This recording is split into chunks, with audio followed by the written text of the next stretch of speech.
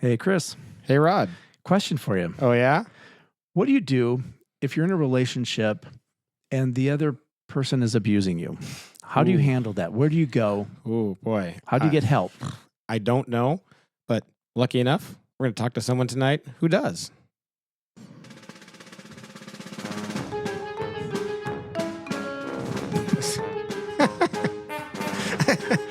Hey, this is Rod. And this is Chris. We are Unqualified And Unsupervised. the show where two guys try to figure out life after loss with no experts, no scripts, just experience. We're going to have the unfiltered conversations about hard topics that no one wants to talk about, but everyone should. Coming from a couple of guys who were forced to join a club we didn't want to join.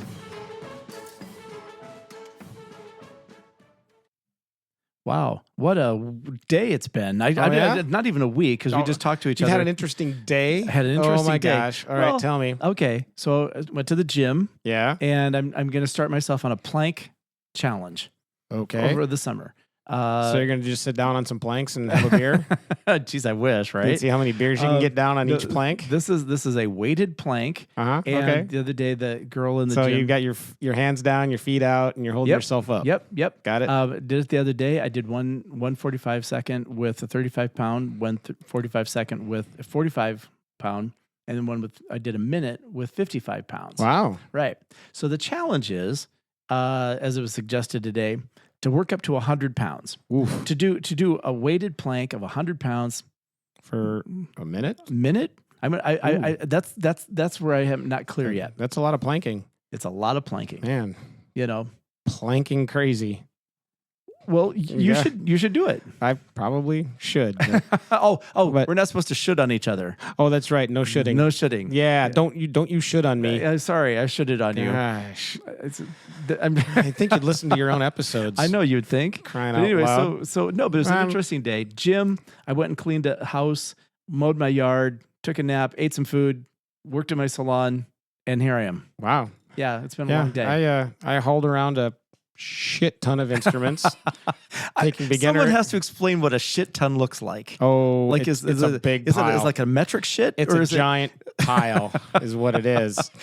And yeah, no, I'm taking, beginning instruments out to schools because they're starting their summer beginning programs, and I'm bringing back the summer repairs and cleaning. So sure. I'm both direct, and everybody needs them done now.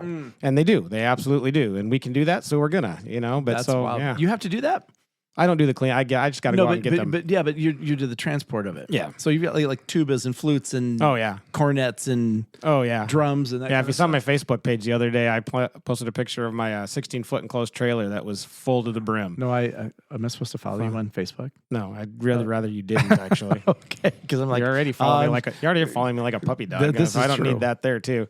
So anyway, maybe that, and then I had to get a 3.5 hour bike ride in, and right. and I got a little bit of work done on my book, and which I don't know if I've talked about it too much, but I'm writing a book about my experience as a caregiver to cancer patients. Right. So I did a little bit of that, and here we are recording. Progress, So not yeah, perfection. right. Exactly. Yep. Progress over perfection. Yep. Absolutely. So, anyway, here we are, and today we're gonna talk to Trey from Access of Iowa. It's an organization that helps people that have been through domestic violence, and also helps them with they get a state advocate, and they help them through the court systems and things like that. So Cool. I think it'll be some more good information for people who are in that or know somebody who is. Exactly. Well, I'm really looking forward to today's conversation. I am too. It's a different direction than we've been down. It's a different road. Right, And I think it's right. an important road Absolutely. because there's so much domestic assault and sexual assault that goes on, and people just don't know what to do with it. Well, there's domestic assault that we know about, and there's domestic assault that we don't know about. The hidden family Right. things that go on. Sure. And that's it's more common than we realize. And there's a grief component to domestic violence because Right. in some cases you're ending a family.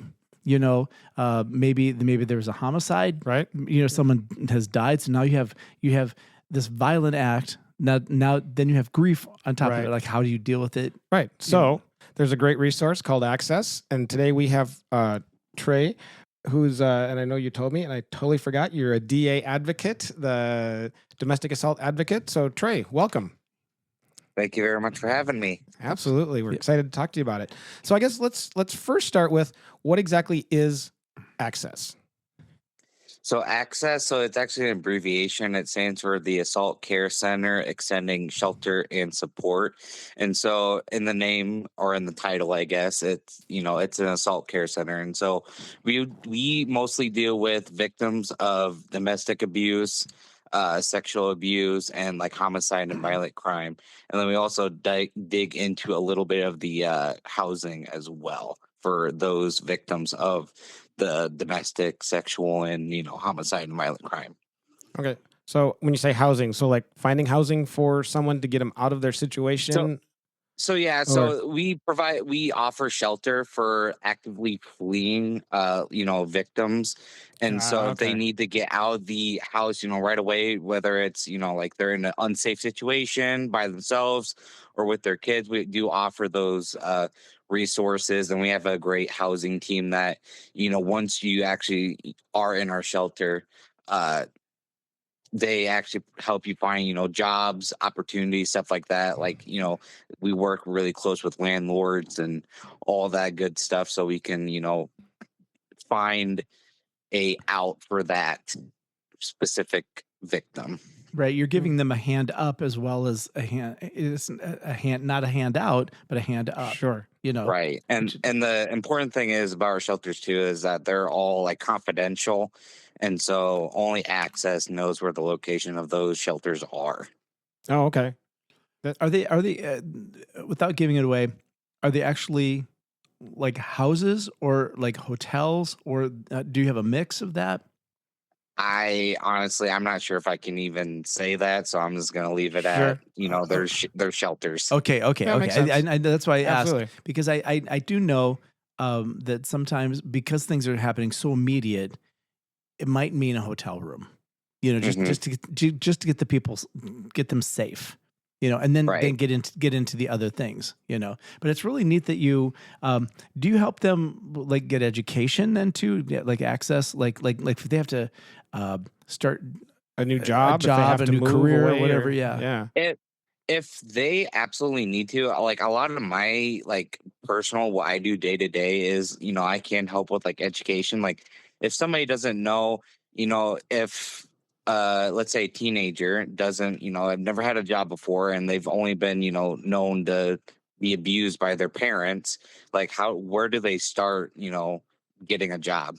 Right. And Right. so Right. that's where I can come in and kind of help them, like with their resume, stuff like that, and help them get on the right path and then introduce them to the people that may be able to help them, because that's our whole motto here is that we actually go off what's called a baser model.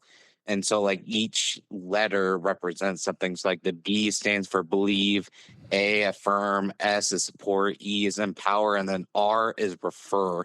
And so that's referring is something that we do a lot of.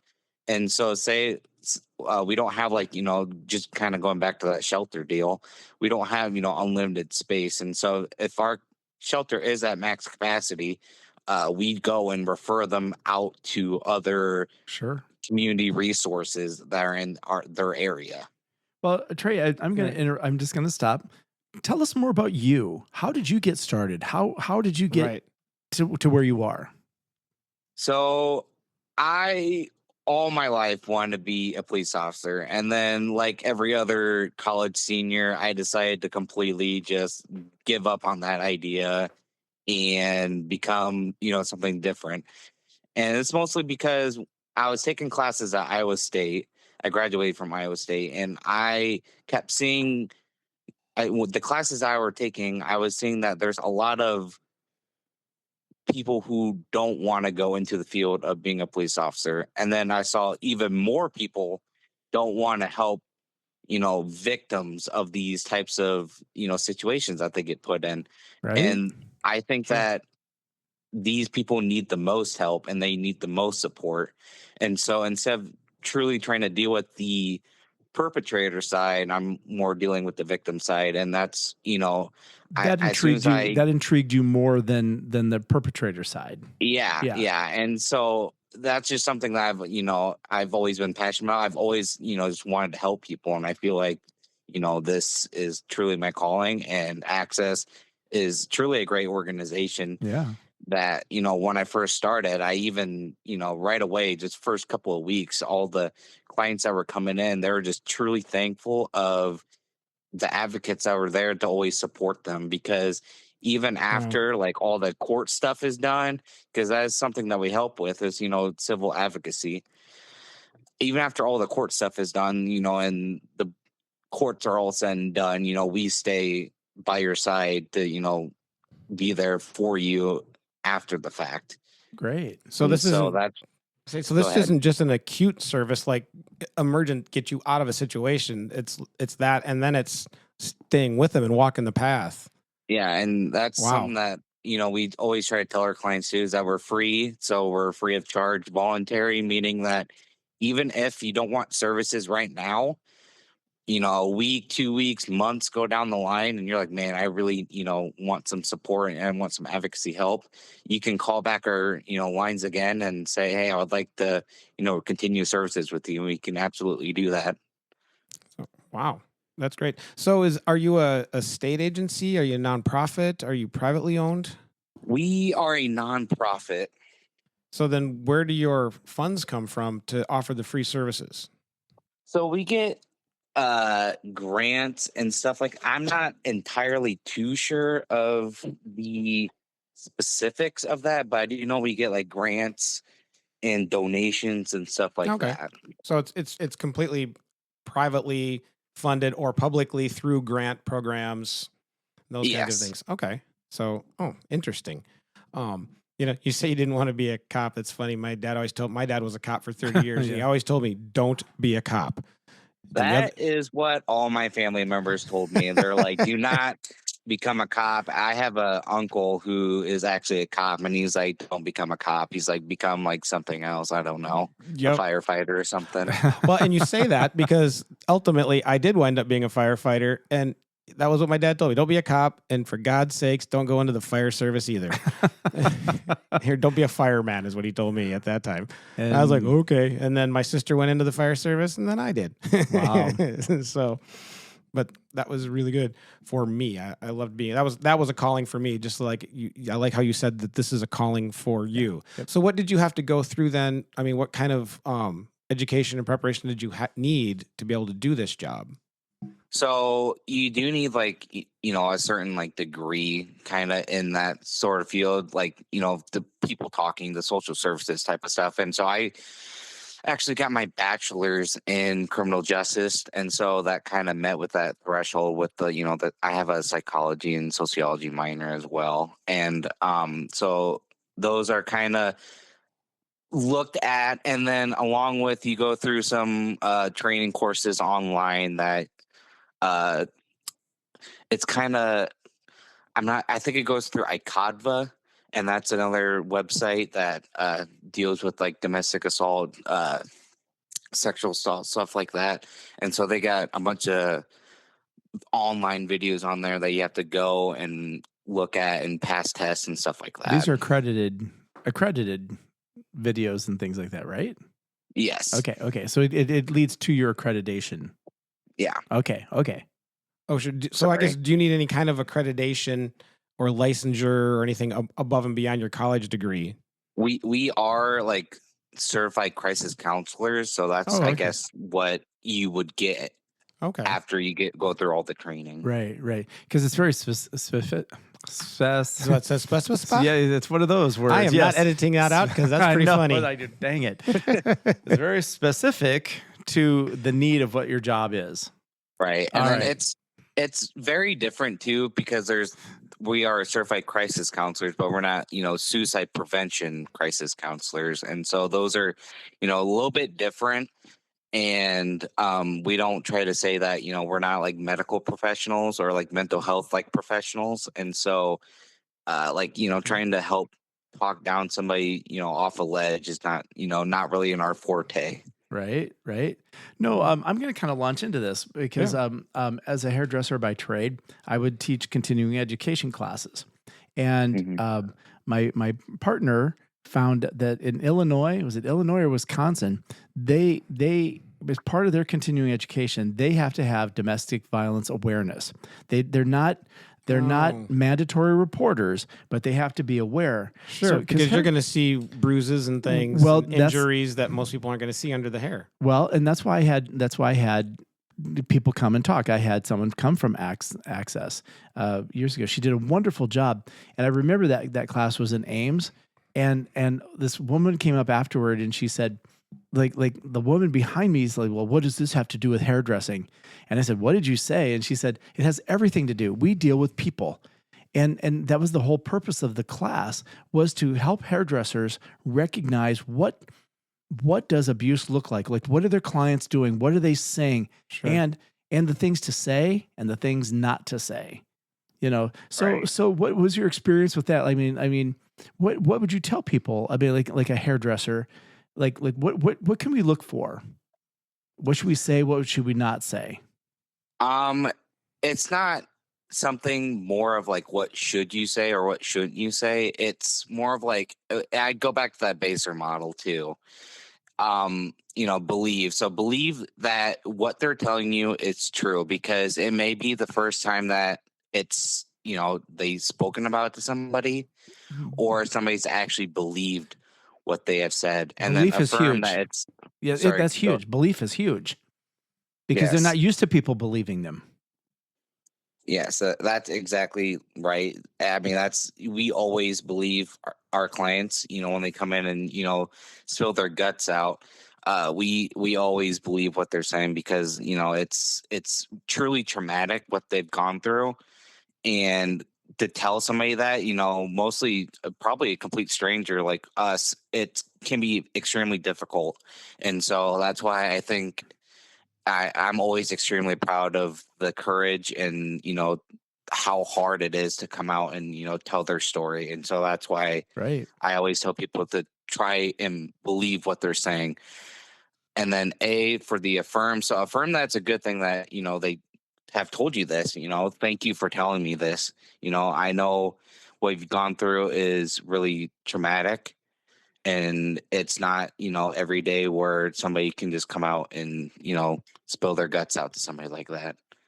Right. Sure. And then S, the support. So you always want to support them, obviously, whether that is being there, just being a listening ear, because trying to be okay with the awkward silence is something that you learn very quickly doing this job, is that they're spilling their guts out to you for however x amount of time, and then trying to think of well, how do I respond to that? You don't always have to respond. You have to try and be okay with the awkward silence. So whether just being there, a listening ear, um going to stuff with them. So like we do the civil advocacy, so court proceedings, depositions, helping them fill out paperwork, stuff like that can, just give them a little bit, less anxiety about this stuff because, filling out court documents and paperwork and going to these types of things can be Oh stressful my God, I and can't it's not imagine. something that everybody goes through. And so being being there, understanding how that works, can be very beneficial for clients. And then the E for empower, just being there, like, with that support, empowering them to make their own decisions. So what we try to do is let them decide what they want to do, even if it, may not be the right decision. It may be a really good decision.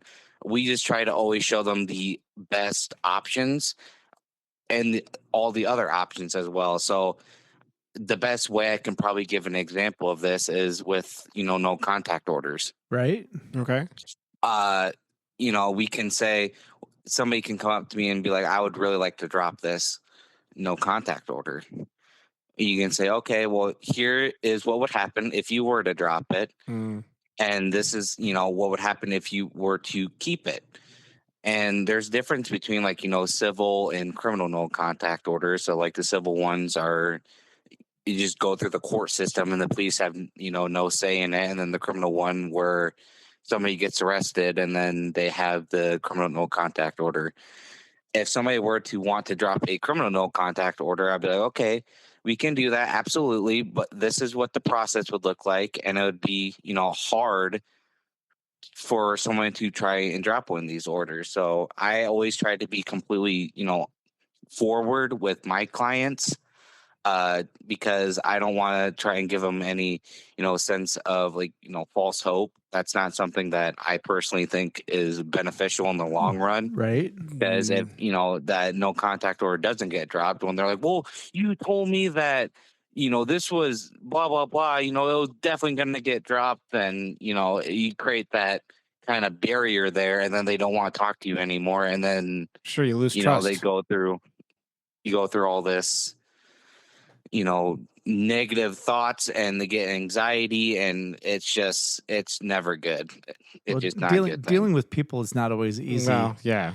I have a question, and it's a little bit of a deviation.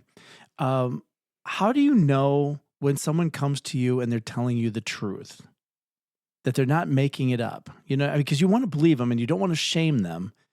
So how do you? What's the distinction between what they're telling you is real and maybe not real? Because like, I'll give you an example. The wife comes in, oh, he did this, but she just wants to get him into trouble. Mm-hmm. How do you make that distinction? Well, I mean, it's kind of going back. I keep going back to that baser model, but right. it's the believe. We always believe what our clients are telling us is the truth, unless like proven otherwise. Whether it's like, I don't know, they get arrested for domestic violence or something like that. It's sure. we always believe what they're saying no matter what, because again, it might be a situation where everybody's saying, well, she's just trying to get him in trouble, or he's just trying to get her in trouble. It could not be that. It could just be that, it truly is something more going on, and everybody's just being, going on one side because right. of whatever reason. And so I don't think that there's a specific, well, this person's definitely lying because, I just don't believe her story or his story. And so I think that it's important to note that if like anybody were to come to like access, that we would always believe their story. Oh, okay. Sure. That's why I asked the question. Well, and I would suppose, the truth always comes to light anyway. So I guess it's best to believe them and make sure that they get the services they need until something comes along to prove that wrong, I suppose. Yeah. Right. And that's, and I understand where you're coming from too. And it's really hard sometimes to explain that to some people. And with like, I will say this for men, for example, this is primarily a female, victim field that goes on. It's more females that are being domestically abused rather than men. And so that's why it's hard for when, a guy truly comes forward and he's like, I am being, physically assaulted by my spouse. It's like, well, people would say that, well, that's not true because you can't be domestically abused if you're a man, and that's just completely not true. Well, we're gonna get into that. Oh, sorry. No. We're gonna launch maybe a little bit into Rod's story, but I'm glad you're touching on it, because there's a lot of disbelief. Because you're 6'1" and you weigh 230 pounds, and she's 5'1" and she weighs whatever. No, they can that knife is still a knife, right? That axe is still the ice pick. That was a good one. If I'd wanted you dead, I love this. If I'd wanted you dead, I would have just done it with an ice pick while you were asleep. Mm-hmm. Oh, something you heard? Yeah. I couldn't believe, like, really?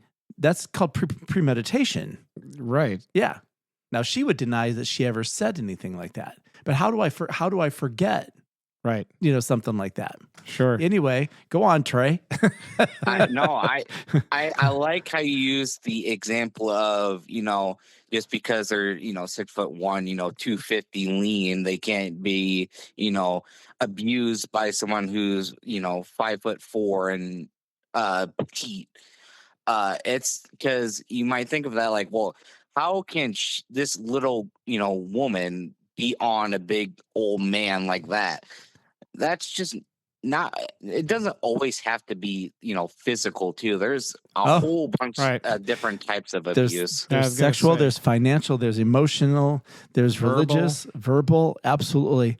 The other made me think of was I had it. Y'all keep talking. It'll come back to me. Well, I was gonna say spiritual as well. I mean, Yes. using somebody's religion against, one another, and so it's not always just black and white. Well, domestic, it's always just you're just getting beat up. It can be a multitude of other things, or it can be a combination of everything put together. So is abuse kind of defined by someone making you do something that goes against your will?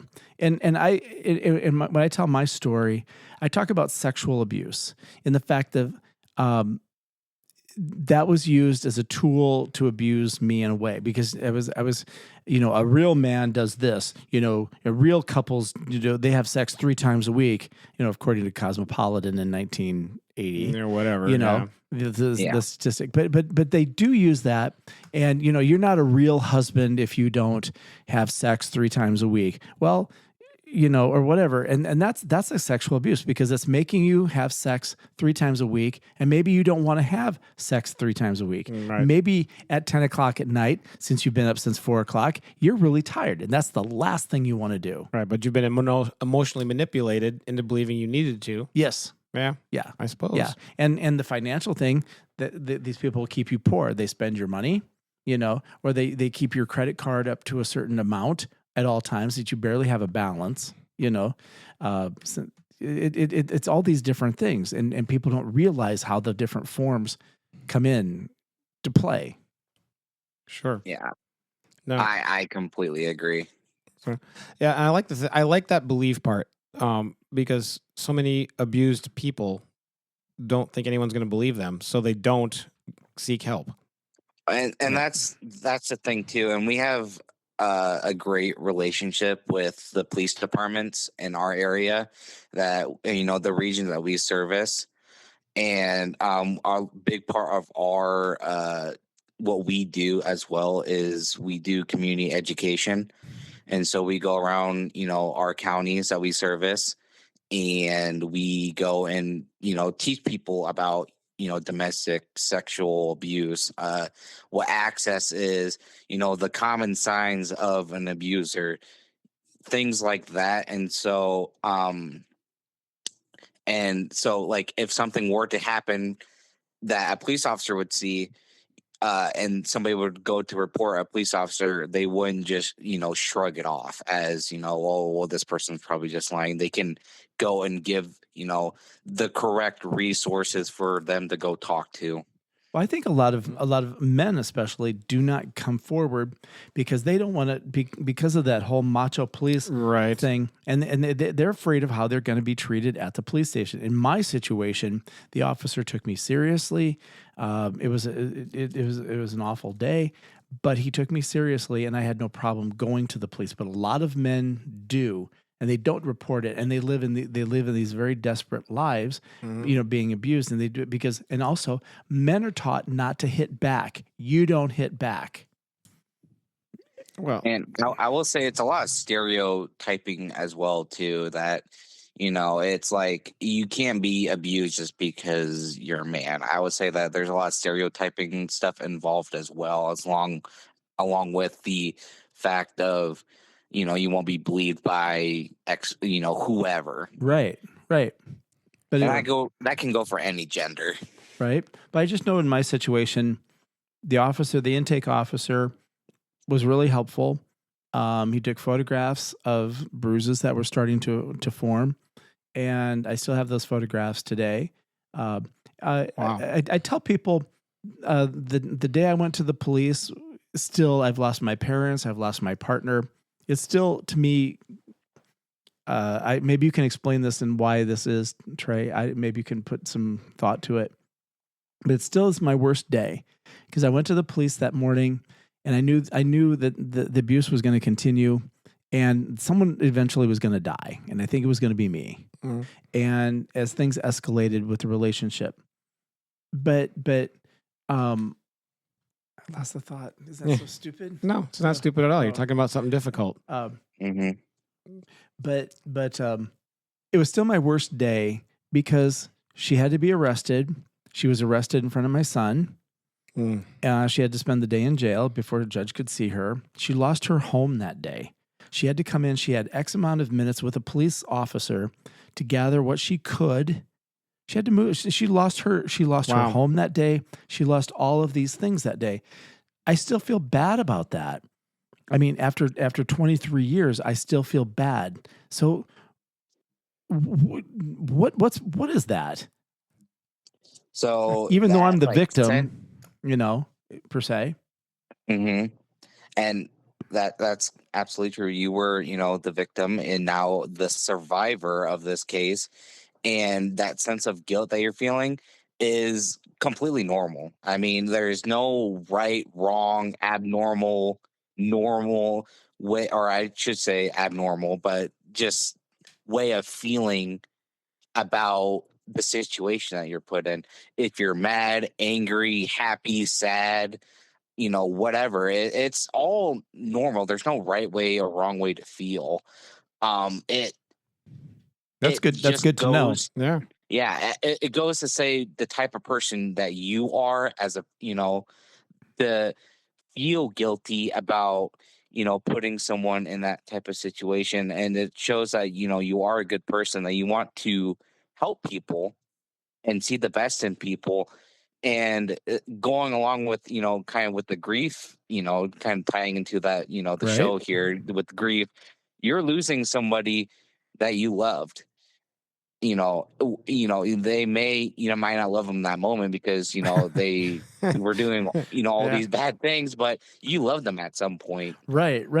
And so you're losing that sense of, well, this person was really important to me, you know and now this is where it kind of goes into the cycle of abuse, where they go back to their abuser, and everybody says, well, wouldn't it just be more simple just to leave them?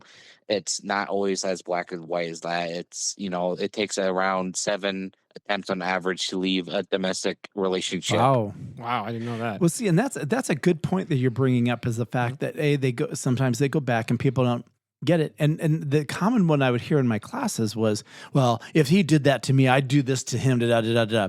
It's not that simple. No, it's really not, No. and it's like it's somebody that you love, and you want to always try and see the best in them. Well, they're probably after this scare with the police, they'll change, but then it's something that doesn't always happen, and they're like, I just can't do it to him, or I can't do it to her. Right. I don't want to see him hurting. I love him, and that's completely understandable. It's something that a lot of people go through. It's not just, he hit me once. Well, now I can, turn on this switch where, I hate him. I don't want to talk to him. I want to get out of this relationship, Sure. especially if it's, a long term relationship where, 10 years, and then, he starts changing because of whatever reason, and now he's being abusive. You still have that 10 years with him that he wasn't abusive. And so you always want to look at the best in people. And I think that's a lot of the time what people uh, go through in these types of situations, is that they want to see the best in people. And it's not always the case where they're probably going to change ever, Right. because at that point where it's going through that cycle, uh, they're not going to change, and it takes a long time for people to realize that. But Sure. but you're also talking about things about the whole love dynamic. You're talking about people who love their abuser. We see it in adults and we see it in children. Children who are Sure. abused still love their mom and dad. They want to love their mom and dad, but that's an interesting dynamic. How does a person love the person that's abusing them? How does that work? I can't specifically say that, how it works per se. It can be different, from person to person. I will say, and I am very close with somebody who, was in a domestic relationship, who it was her father, and she still wants to have a conversation, it still wants to be a part of his life. She wants him to be a part of her life, but it can be hard because she thinks back to, what happened when she was younger. Right, right. And what the best thing she can tell me is that, well, he's still my dad at the end of the day. And so sometimes that's all it takes, is that at the end of the day, this person is somebody who's special to me. And, that's why I put up with it, and so I can't really say for, this is why, somebody still loves their abuser. Well, I don't have that feeling that one way. Not that I don't hate her. I don't hate her, and I wish her no ill will, because it's been 23 years, and we're not friends, and that's okay. She doesn't. She's not that. She's not that type of person. And she does have a very limited relationship with my son, or our son. And I think I get that a lot. Well, with like a divorce, well, that's the thing you got out of it. You got this son out of this like kind of bad situation. You got this son, and I'm trying to weigh my words carefully, because I'm still not out of the woods where this person is concerned. This person still could be violent towards me. Mm-hmm. So that I have to be careful about it. Yeah. Yeah, It does. See, that's another thing. I guess I've never really thought about it until this moment. But how long does this abuse last? Because the abuser, the lives separate, the marriages end. Da da da da. How does it ever go away? Does that abuse ever go away? I think it is kind of with the sense of like losing somebody, losing a close loved one. I lost my great grandpa, a couple years ago due to lung cancer. Sorry. And, it's Yeah, still, that's too bad. it still hurts. I Right? mean, he was my best friend. Um, it doesn't make me, quite as sad as it was in the moment. You'll never truly get over that feeling. No, it And so I softens with think that's time. kind of, Yeah. it only softens with time. And so it's just gets to a point where, you're not thinking about it constantly, but it's still in the back of your mind. Okay, I'm gonna skip to we did a show or an episode with an evidential medium. And no, because I said to her the exact same thing after Jeff died. I said, after a while, I don't hear him like I did. And she said, Rod, that happens. And I figured Jeff's busy on the other side. He's got other stuff than to deal with my shit. So he's got his own crud to deal with. But anyway, she said something that was really profound to me. She said, they always show up when we need them. And I bet if you asked yourself, does your great grandfather show up when you need him? Like if you're seeking advice, I bet you hear his voice. That is absolutely true. I do. Yeah. It's when I was trying to decide on if I wanted to truly go down the path of, being a police officer, or, completely swapping paths, because, it was just a couple months before I graduated, and it was like, oh my gosh, it's like, do I really want to turn back on, my 4 years of education, my entire life? I wanted to, be this one thing. And now I'm questioning this, what should I do? And so, Right. and yeah, I mean, I definitely, and whose voice did you hear? I definitely heard my great grandpa Jerry's voice, just telling me to go with my heart and I'm here right now. That's fantastic. See, it worked out. That it did, thankfully. Yeah. Yeah, and I wanted to go back to something that you said earlier about how proud you are of the people who come forward and ask for help, because how difficult that is.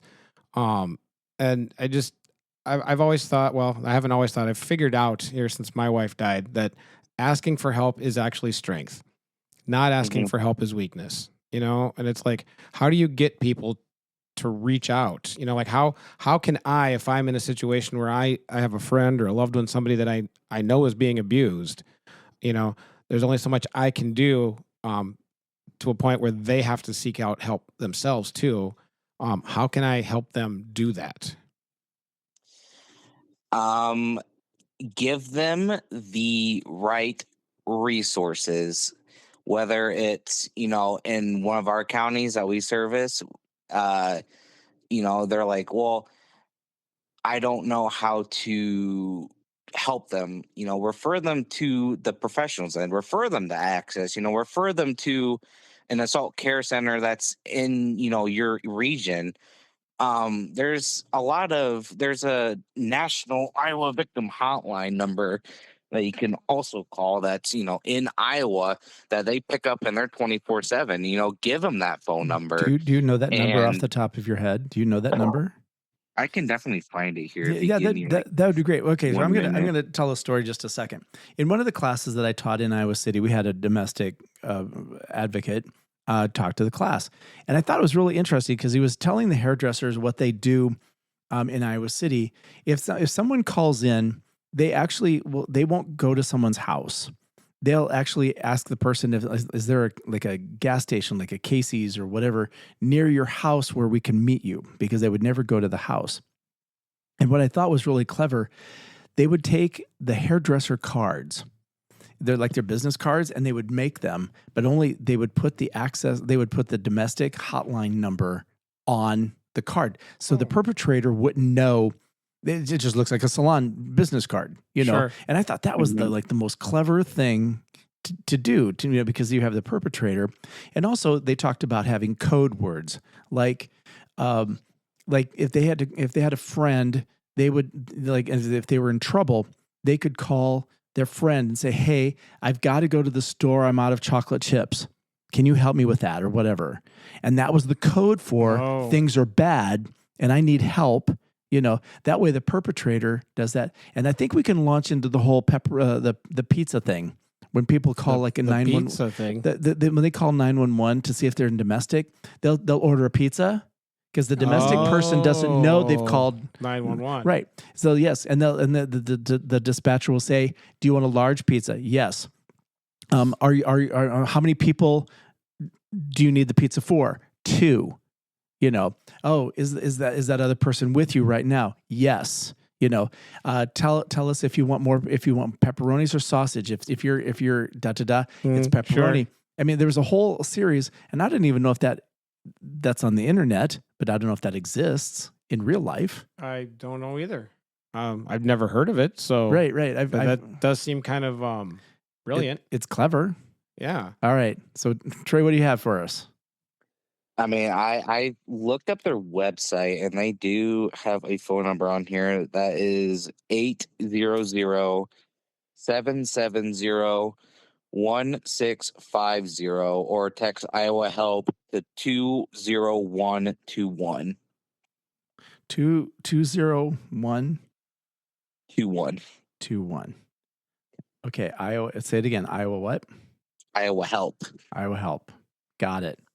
Okay, My 201. Siri just activated when I said that. Oh, Can you say all of that again in a cohesive sentence? Okay, yes, I can. Sorry. So you can call the Iowa Victim Hotline at 800-770-1650, or text Iowa Help to 20121. Okay, perfect. We also have an Access crisis line as well that, if you can also call, and, there's that's 24 hours. And so an advocate will always pick up on the other side of that if you want me to give that number. We do. Yes, please. So that's going to be 515 292 0591 or 19. Sorry. 0519. Yep. Got it. How does somebody know when to call? It's truly when they're ready to call. It's not, it could be right when it starts. It could be months after the fact. It could be years after the fact. It matters Okay. of, when they are ready to call. And that's important to not force somebody to call. And so it's a common thing that we see is that, somebody calls on behalf of somebody else. Like, I would just give an example, like, well, my daughter is going through this domestic for months now, and I've been trying to get her help, and I want her to call you guys, and so you can give them help. And she is just always refusing. No, no, no. It's hard to see somebody go through that. And I will say from personal experience that it's hard to want to stay close to somebody who's going through something like that, because it's easier just to walk away from it. It's somebody who is, I'm trying to find the right word. It's really hard to try and stay there for somebody, but it's always better in the long term if you do stay for them, and talk them through it and talk them down and just be there for them. And so it's when they're ready to call, probably when they're ready. when they're ready, just when they're ready, and then just not forcing them to call right away, because they might not be ready to make that phone call. I was kind of amazed in my own situation. I was kind of amazed in my own situation when I talked to the chief of police later. He said, "Rod, we couldn't help you until you came to us." Because the neighbors, they could hear the arguing, and it would be in like 2:00 in the morning, and the windows are open. It's summer, and they could hear, and we had to do drive-bys. So they knew what was going on. They knew it and aspects. Wait a minute, did you just say the cops had to do drive-bys? They drove around the neighborhood because someone heard us. Okay. Yeah. Wow. So, but also people saw things that I didn't see. So when it comes to like, hey, I want to help them, but I can't. And like they said that day, I did go to the police. They said, we couldn't do anything until you came to us. And I think that's a really important part of it. It's better to get help now than it is later. Well, sure. And I was, it's kind of like depression too. When I had, depression, well, it probably never really goes away, but when it was really bad, I wasn't seeing it, but other people were. So are there things that you can say to people when you see it, and they don't see it, to help them see it? That's a good question, actually. Yeah, Chris is full of those good questions. I kind of am. Thought-provoking questions. He's good with that. That's the idea. Something that you can say in order to help them. Hey, your husband's beating the shit out of you, right? Yeah, right. Yeah. Or hey, your wife's beating the shit out of you, right? I mean, you do know that, right? And you know that we know that, right? And you know that we know that, right? I'm guessing probably not quite like that. Not quite like that. But maybe was that not subtle enough? Very. That was very subtle. Oh, okay, Yeah. okay. Yeah, there was no sarcasm in that at all. None. Yeah. I would say just giving them the phone number, the phone number of, who to talk to, who to call, stuff like that. And just say to them, when you're ready, call this number and they will help you. Right. And I'll be there for you. Exactly. I was just going to say. And I'll be there for yes. you. That is, yes. I actually suggested in some of the classes that if somebody was, I would say, make sure that they have a suitcase full of clothes, like if they have children, like with their social security numbers and medicine things and everything. So if they had to take, and they have a credit card in their own name, if they have to make a quick escape, then, that suitcase is in a friend's trunk, so they can get away quickly. They don't have to scramble for those things, their clothes, financial instruments, because abusers, they want I've heard a lot about men. They send their wives to the store with the exact amount of money because they're like and the list is whatever they give them no, like, well, why did you go over the budget? Why was this or that? I mean, the people live in a lot of fear, and if they have to make a quick getaway, that helps them.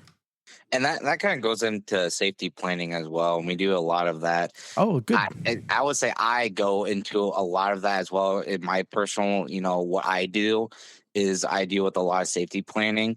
Sure. And so, telling people, if, you really need to leave, having a to-go bag, maybe not even just, like a suitcase, but maybe just, like a duffel bag with the essentials and like essential paperwork, like documents, toothbrush, clothes, money, stuff like that. And then kind of what you talked about earlier with the, safe words, is there somebody at work that, or somebody, a close neighbor or a close friend, somebody that if you text them, it can be something simple. It doesn't even have to be, oh, blah, blah, blah, whatever elaborate sentence. Right. You can just say, pineapple. Oh, sure. And they know that, well, shit, pineapple was said. I need to, call 911. This is the SOS that is being sent to me right now. Oh, that's good. And so we go into a lot of that, and we help, make those plans in order, to help them if they need to get out of that situation, they can't get out of that situation. So like not going into, rooms where there might be weapons, because, most people think, well, if something's happening, I'm going to go to the kitchen, grab a knife. And that is not normally something that we would recommend, because that knife can also be turned on you. Yes. Right. So we recommend, going to a room and, locking the door, or, finding a window, practicing, going out a window that you are for sure you can get out of, in a timely manner, that if you need to, you can just get out that window and leave. But then if you can't, find a room that you can hide in and call 911. Wow. That's amazing. I this is totally in a different direction, but with cell phones, okay, because people go, oh, I go through my husband's phone, or I go through my wife's phone, whatever, and they find stuff. Is going through someone's phone an abuse? I would say it depends. It's about control. Yeah, if they're controlling about it, I would say that's probably some sort of abuse, whether it's like mental or something like that. Because they're monitoring who their contacts are, who they're talking to, that kind of thing. Yeah, I would say excess usage of wanting to see somebody's phone could probably be some form of abuse. I've seen tracking devices put on people's phone. Hey, honey, while you're in the shower, hey, my phone's charging. Can I use your phone to play a game? And while the spouse or whatever is in the shower, they're putting a tracking device on their phone. Mm-hmm. Oh wow! Yeah. I've heard about this. Yeah, it's crazy. There's been like Life 360 and all that stuff too. So I mean, that can be part of that as well. But I mean, you kind of got to be careful with that too, because some people just like to have Life 360 on their phone because of whatever reason. It could just be because, well, if something happens, I know where you're at. Right. So we're coming to the end of our time. Trey, what would you like to leave our listeners with? What thought? What thought? I would say, if you see somebody going through something, whether it's domestic, sexual, violent crime, anything like that, is to not spring them into making any hasty decisions, whether it's telling them that, well, you need to fucking leave him, or you need to get out of that situation, but to just truly listen to their story and follow that base or model that I was talking about earlier to help them, because that's probably the best thing that you could do. And that might be the most beneficial for them. Right. And say, I'm here for you when you need it. Just let me know. And support that. Yeah. That's amazing. Sure. That's good. Excellent. Wow. Trey, thank you very much. I don't think we're done. I think we might have to. I think there's another interview in here. I think there might be. Yeah. So are you Definitely. open to coming back on with us sometime? I am definitely open to come again sometime. I can also get you in contact with some of our other advocates as well, because we do, again, like I said, we have the SA advocates and then HVC advocates as well. Yeah. I'd love to talk to them. Yeah. So that'd be great. Okay. Trey, thank Wonderful. you so much. Yeah, thank you. This has been great. It's really great information that I know a lot of people need to hear. Yes. Yep. Thank you very much for having me on. You bet. Thank you. Wow, Rod. Another episode where it was a crazy, interesting conversation. Yes. And another much needed one, because sadly, domestic abuse is rampant out there. Well, I don't know, maybe not rampant, but there's it takes a lot different of it. forms, though. And, Sure does. And the thing is about it is there's a lot of things we didn't cover. Right. And one of them is like trusting your instinct. Like if Yes. something feels off, It's off. right. Like if your stomach's rumbling really weird, you're probably going to shit. Yep. And you better get to the bathroom and make sure you don't have a problem. Right? That is one way of putting it. But no, but yeah. people don't want to believe their instinct. If that inner voice is telling you that something's wrong, it is. It is. It is. Right.